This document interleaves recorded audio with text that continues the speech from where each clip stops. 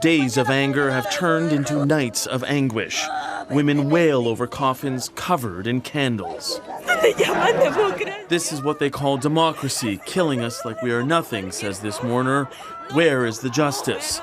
Among the flowers and flags, caskets were adorned with bullet casings and tear gas canisters. Mourners allege they were used against protesters in days of clashes with security forces who support new interim president Janine Áñez. Let me say this to Mrs. Áñez, that she must denounce this.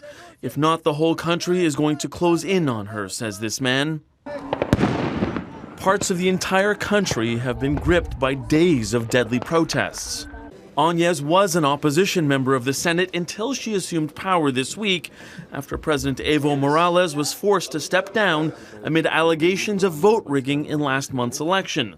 But even before that, he was criticized for ignoring the country's constitution by holding on to power beyond the term limit. Canada has condemned the violence, and while our officials aren't endorsing Áñez, they aren't denouncing her either. A spokesperson said in a statement, quote, "Canada supports an institutional solution that will allow for a temporary caretaker administration to prepare for new elections."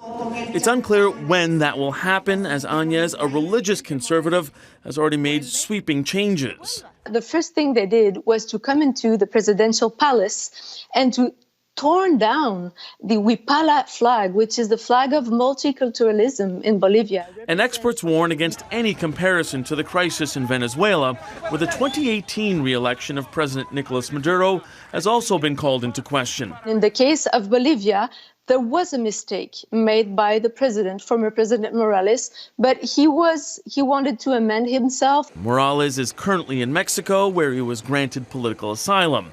Now, he has offered to return to restore calm in his country, and although he says he won't try to run in a new election, Áñez is threatening charges if the former president sets foot in Bolivia again. Mike LeCouture, Global News.